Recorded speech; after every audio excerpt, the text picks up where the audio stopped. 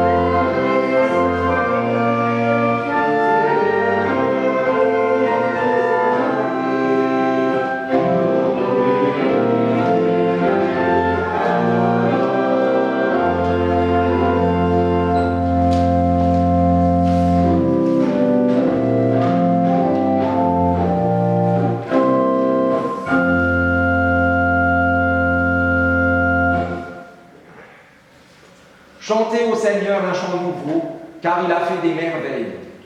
Le Seigneur a fait connaître son salut. Il a dévoilé sa justice aux yeux des nations. Il s'est souvenu de sa fidélité et de sa constance envers la maison d'Israël. Toutes les extrémités de la terre ont vu le salut de notre Dieu.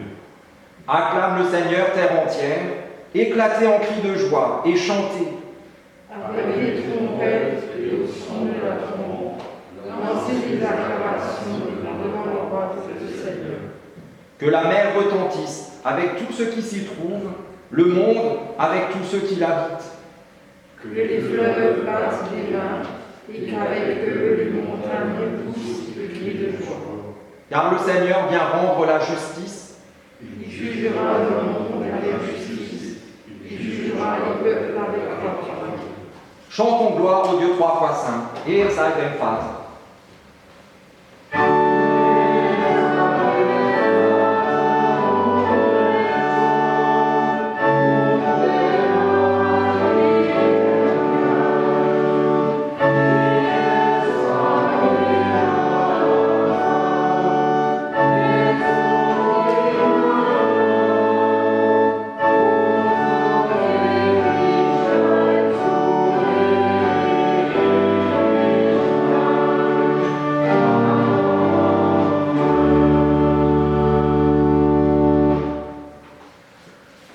sommes sûrs de l'amour de Dieu pour nous, nous pouvons reconnaître devant lui ce qui nous sépare de lui.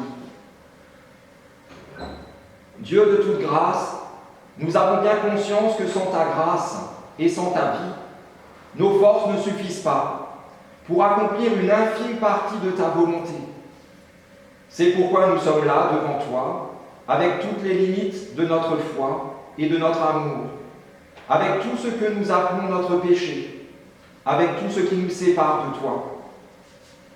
Dieu de toute grâce, ces manques et ces faiblesses, ces errances et ces incapacités, nous les déposons simplement au pied de ta croix, afin que tu nous accueilles tels que nous sommes, en vue de devenir tels que tu nous souhaites. Dieu de toute grâce, nous t'en prions, prends pitié de nous.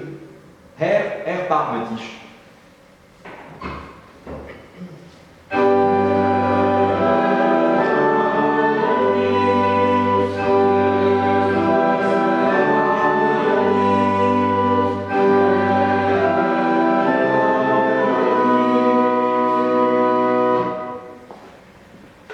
Et que celui qui aime Dieu se réjouisse, car voici ce qu'il proclame à son intention par la bouche du prophète Ésaïe, lorsqu'il dit ceci. « Je te célèbre, Seigneur, tu as été en colère contre moi, mais ta colère s'en est retournée et tu m'as consolé. Tu es le Dieu de mon salut, j'ai confiance, je n'ai plus peur. Dieu est plus grand que notre cœur. Il connaît nos faiblesses et nos tentations, nos peurs et nos hésitations, nos blessures et nos souffrances. Jésus le Christ est plus grand que notre cœur. Il a combattu la peur et la mort. Il a guéri les blessures et les tourments. Il a surmonté toutes les épreuves. L'Esprit Saint est plus grand que notre cœur. Il nous assiste dans nos luttes contre tout mal. Il nous délivre de nos peurs. Il nous accompagne dans nos épreuves. Dieu le Père, le Fils et le Saint-Esprit est plus grand que notre cœur. Il nous relève, il nous guérit, il nous pardonne. Chantons-lui notre reconnaissance, exaltons le Seigneur, Ehre sei Gott in der Höhe.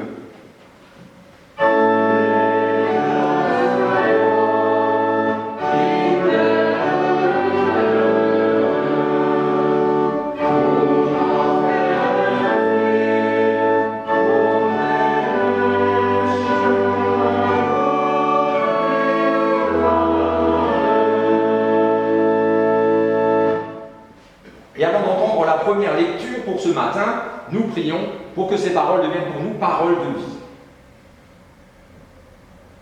Dieu de toute grâce, toi qui as relevé ton Fils Jésus-Christ d'entre les morts, tu nous appelles à toi et tu fais de nous tes enfants, remplis de confiance en ta bienveillance et délivrés de toute peur. Donne-nous ton Esprit Saint pour que nous répondions à ton appel, qu'à travers son action, nos bouches s'ouvrent pour te louer et t'adorer, et que nos cœurs accueillent le fruit de ta sainte bonté. Au moment d'entendre ta parole, que ton esprit de vérité emplisse notre être de la douceur de tes mots d'amour, qu'il ouvre nos vies à la profondeur de ta présence, et que nous soyons transformés à ton image. Nous t'en prions par Jésus-Christ, ton Fils, notre Seigneur, qui vit et qui règne avec toi, Père, et le Saint-Esprit, un seul Dieu, pour les siècles des siècles.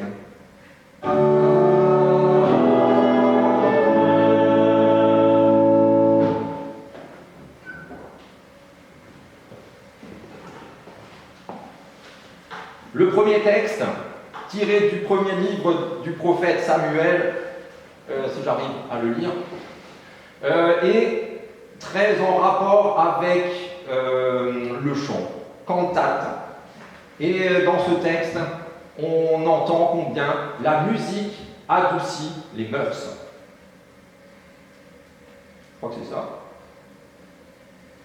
L'esprit du Seigneur avait quitté Saül, et un esprit mauvais, envoyé par le Seigneur, le tourmentait. Saül, premier roi d'Israël.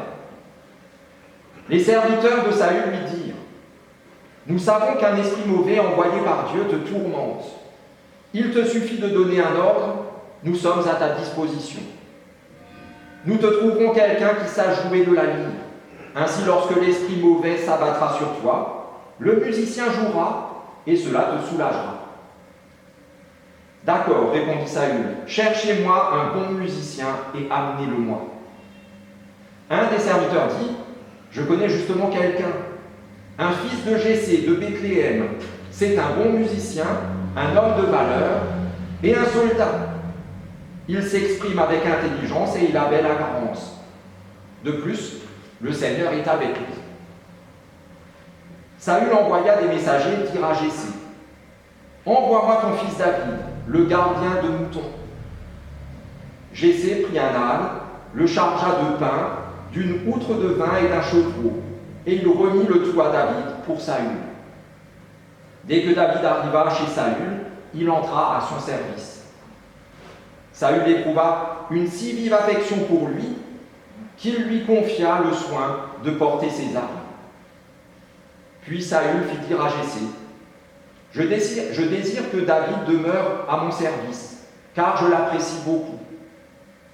Dès lors, quand l'esprit mauvais envoyé par Dieu s'abattait sur Saül, David prenait sa lyre et en jouait. Cela soulageait Saül, il se calmait et l'esprit mauvais le quittait.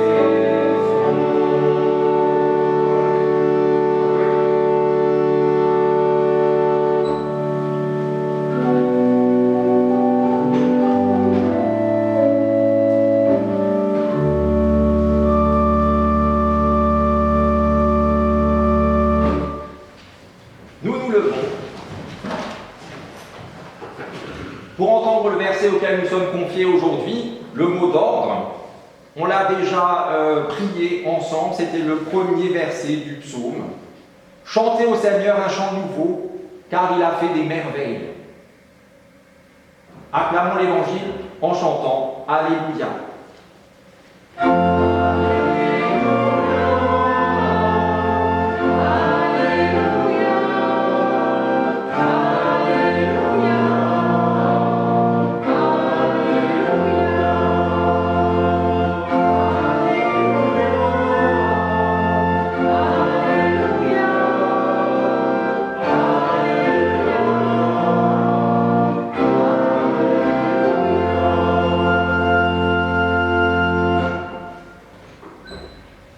Et dans l'évangile de Luc au chapitre 19, nous entendons cette partie du récit de l'entrée de Jésus à Jérusalem, juste avant la Pâque.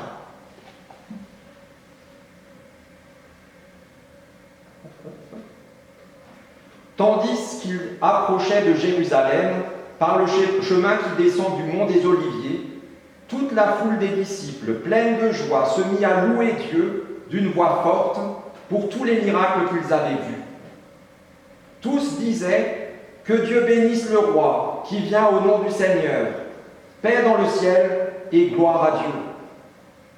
Pourtant, quelques pharisiens qui se trouvaient dans la foule dirent à Jésus, « Maître, ordonne à tes disciples de se taire. » Jésus leur répondit, « Je vous le déclare et c'est la vérité.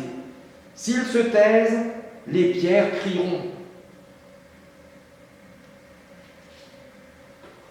Seigneur, ta parole est la vérité. Enseigne-nous à marcher selon ta vérité.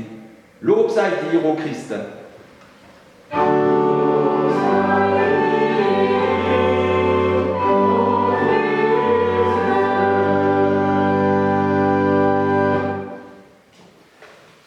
La question du jour est la suivante. On vient de l'entendre, mais saviez-vous que certaines pierres sont impossibles à faire taire ?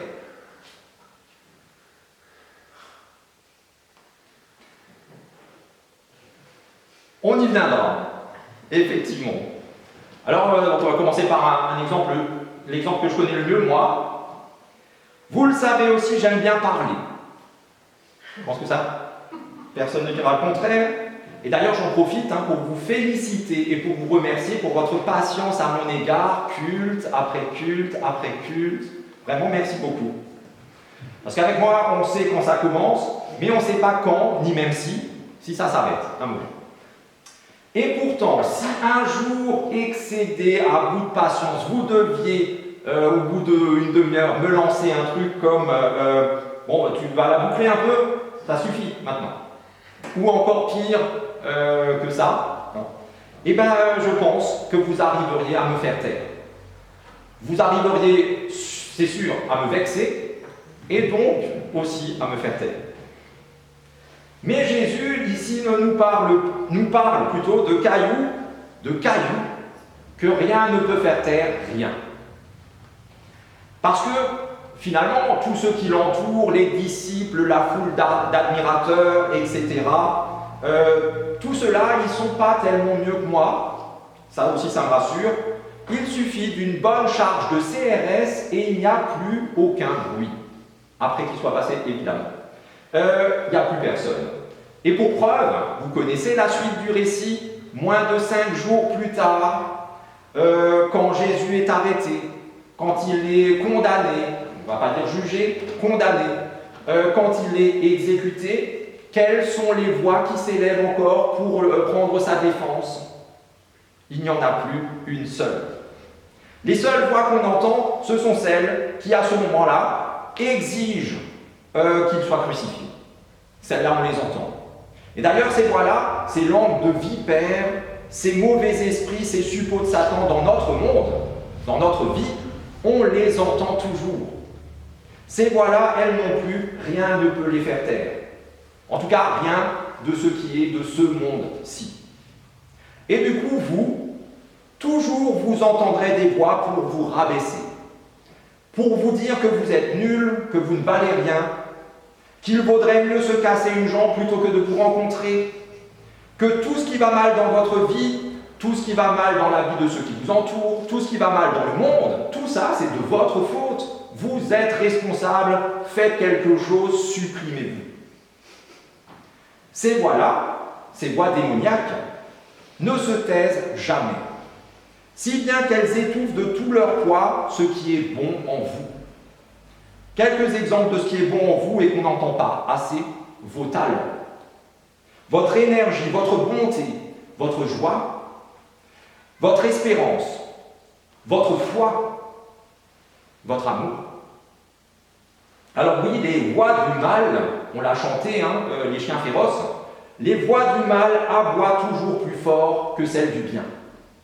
Ces voix sont comme le vicieux petit caillou, là je regarde les marcheurs, le vicieux petit caillou d'une randonnée. Vous vous arrêtez 1000 fois pour secouer la chaussure, vous faites quelques pas, le caillou est de nouveau là. C'est quand même bizarre, hein? Voilà. Mais Jésus ne nous parle pas de ces cailloux-là, il parle de cailloux encore bien plus forts que ceux-là. Les cailloux dont parle Jésus, même muselés, même bâillonnés, même la gorge tranchée, et même si personne n'est là pour les entendre, ces cailloux dont parle Jésus crient toujours ce qu'ils ont à dire. Alors vous me direz que vous voulez bien admettre que les murs ont des oreilles, que vous parlez sans doute aussi à vos plantes, et que vous voyez que ça pousse mieux. On aurait pu avoir une animatrice nature, elle n'est pas là, mais elle parle peut-être aussi aux cailloux, je ne pense pas nous. Moi je parle à ma voiture, et ça marche, on a une très bonne relation. Tout ça, ok, mais quand même que les pierres ont une bouche, qu'elles parlent, que certaines d'entre elles crient, il ne faut quand même pas pousser le bouchon trop loin, ça non, quand même pas. Alors là, je vous dirais que peut-être, comme pour les plantes, comme pour ma voiture, vous n'avez peut-être juste pas les oreilles pour les entendre. Jésus le dit, que celui qui a des oreilles pour entendre, eh bien qu'il entende dans le sens qu'il comprenne ce que je viens de dire. Parce que Jésus, lui, il parlait beaucoup, mais beaucoup plus que moi. Alors il y a plein d'exemples où il se tait dans la Bible, mais c'est sur 3 ans, pas sur juste un culte de à peine 50 minutes. Mais il savait aussi très bien que nous sommes nombreux à avoir les portugaises ensablées. J'ai cherché dans mes vieilles expressions. Oui. Parmi nous, je pense, en tout cas, à ces paroles à lui, elles sont bouchées, souvent. Et du coup, plutôt que de juste dire des mots, il faisait beaucoup de choses. Il agissait. Jésus a accompli de nombreux miracles, il a fait nombre de guérisons et il a posé nombre d'actes symboliques forts. Il est allé chez Zachée manger, il est allé chez d'autres, il a touché des lépreux, etc., etc. Tout ce qu'il pouvait normalement pas faire. Oui, Jésus a toujours allié le geste à la parole pour compléter nos oreilles avec nos yeux, avec nos mains, avec nos pieds et avec notre cœur. Et pour que de cette façon nous entendions mieux ce qu'il a à nous dire. Parce que nos oreilles, notre attention et nos capacités cognitives sont très limitées. Alors maintenant, comme le suggérait Catherine, bon, elle est d'ici. Monsieur Dorchner aussi, normalement vous auriez dû dire oui, tout de suite. Nous ne sommes pas pour rien à Baïkaziner, c'est le hasard, c'est vrai, je n'ai pas choisi. Mais où on aurait pu être mieux, quel endroit meilleur pour entendre les pierres parler ou crier, que ces superbes fresques. Moi. Alors, d'une certaine façon, toutes les pierres, pas juste celles-ci, toutes les pierres, on peut les entendre. Vous connaissez tous, comme moi, au moins un escalier qui a été creusé par les pas en clombe, ensuite en chaussures, peut-être pieds nus, pendant des dizaines et des dizaines d'années, et chaque marche raconte un peu l'histoire de ceux qui sont passés là. Ici, toutes ces peintures nous parlent de l'Évangile, nous parlent de... Bon, Monsieur Dorfner, j'aurais dû vous donner la parole, vous ne voulez pas, mais on peut prendre rendez-vous avec vous pour une visite guidée. Oui. Voilà. Mais pas seulement avec ces peintures, je ne sais pas comment ça s'appelle, là, les trucs qui sortent du mur, ça raconte aussi quelque chose de comment était l'église avant. Et la porte qui est emmurée maintenant, nous dit que c'était la porte du comte, si je veux bien compris. Voilà. Et puis vous regardez par là, derrière, par terre, les stèles funéraires qui ont été démolies par les protestants. La Révolution. À la Révolution, d'accord, tant mieux. Voilà, tout ça nous dit aussi des choses sur l'histoire. Et pour nous, sur notre histoire, l'histoire de notre foi.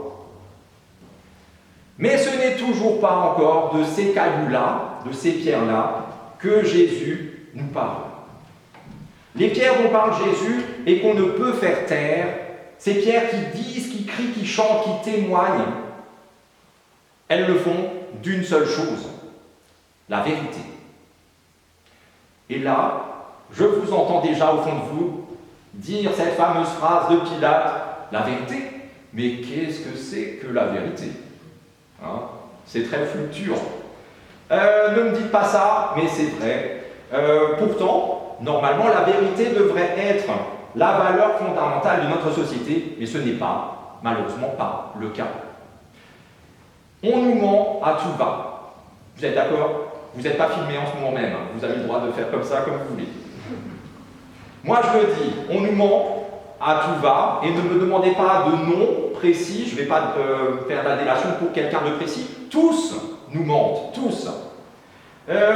Si bien que la vérité du lundi, le mardi, c'est déjà plus vrai. Comment c'est possible?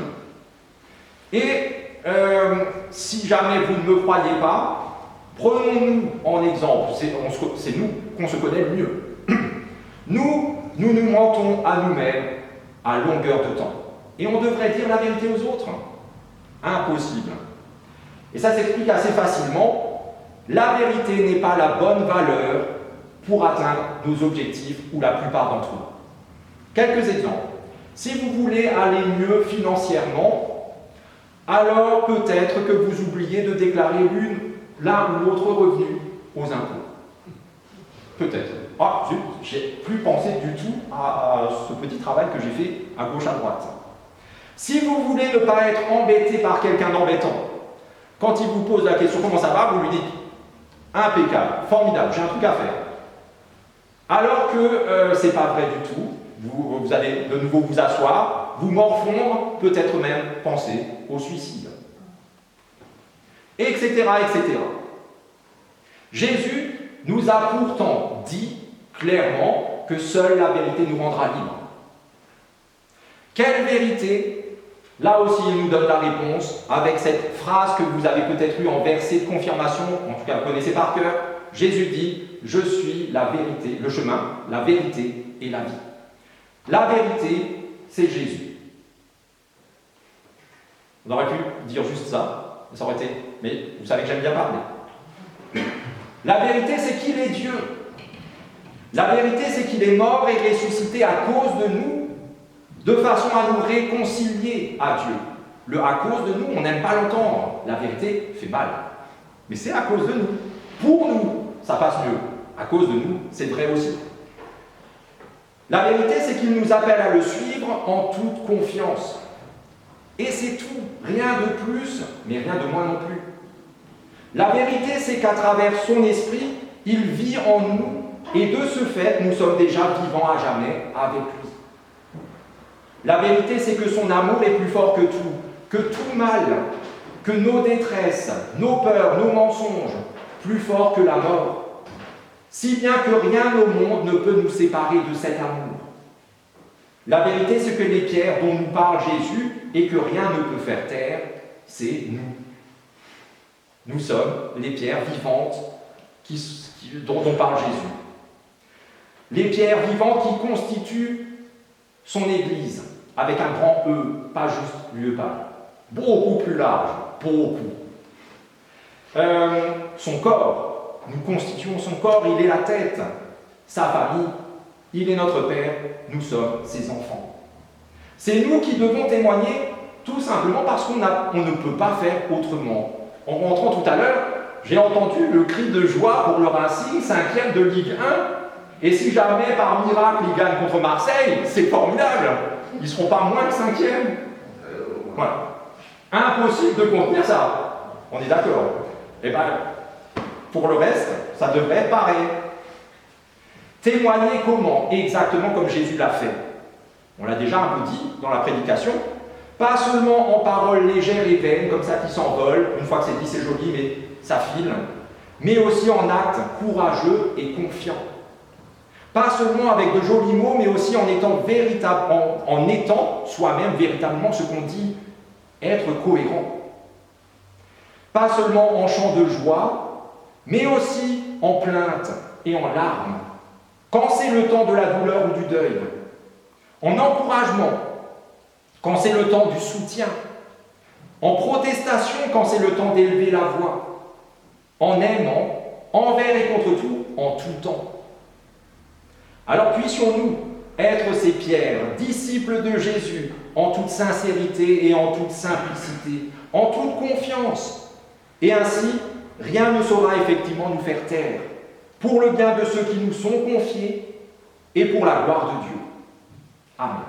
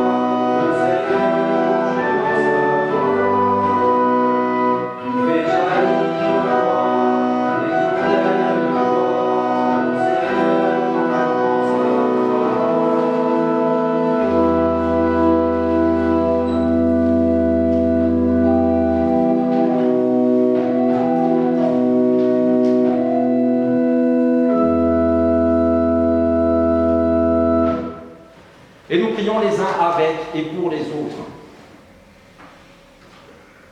Dieu très haut, nous te rendons grâce pour le don de la musique, pour la louange qui est prière du cœur et de la voix. Donne-nous de te louer avec reconnaissance, fraternité, douceur et patience. Nous te confions tous ceux qui, dans notre paroisse, sont actifs par le jeu d'un instrument ou par le chant. Donne-leur l'envie de continuer à te rendre gloire par la beauté de leur art. Donne-leur de s'accorder les uns aux autres, tant sur la justesse des notes que sur la joie et la parole partagée, ta bonne nouvelle que tu souhaites entendre résonner à travers chacune de nos vies. Nous te confions également tous ceux qui ne connaissent malheureusement pas d'autres mélodies que celles de la haine et de la violence.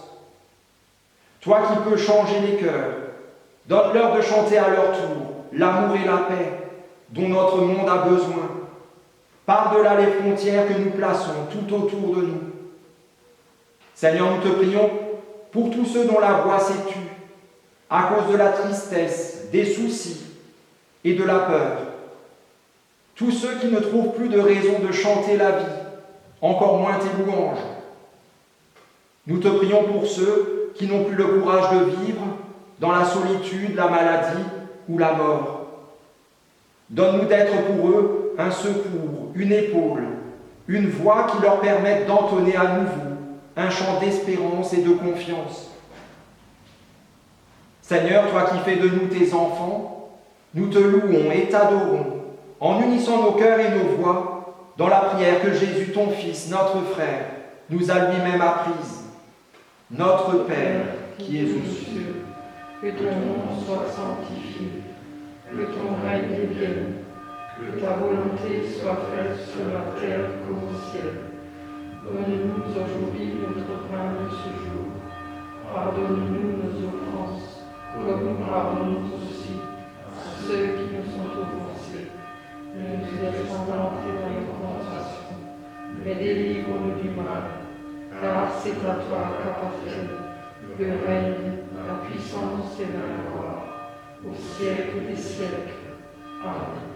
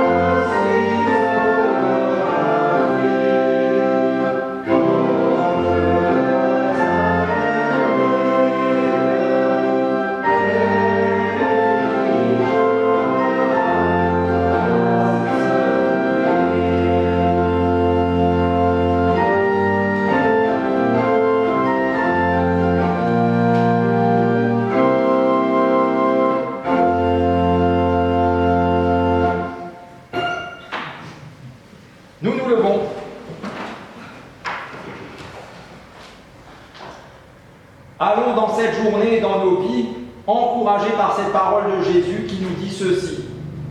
L'heure vient, et c'est maintenant, où les vrais adorateurs adoreront le Père en esprit et en vérité. Que nos vies entières ne cessent de chanter les louanges de Dieu, que nous retrouvions une âme d'enfant, que nous entrions dans la grâce et dans la joie de notre Seigneur Jésus-Christ, qui nous accueille avec nos fatigues et nos peines, et qui nous relève pour cheminer avec lui dans sa force et dans sa vie. Et qu'ainsi Dieu notre Père, par son Esprit, vous accompagne et vous conduise, qu'il vous affermisse dans son alliance éternelle, en Jésus-Christ, son Fils, notre Seigneur. Et soyez bénis, vous êtes bénis. Amen.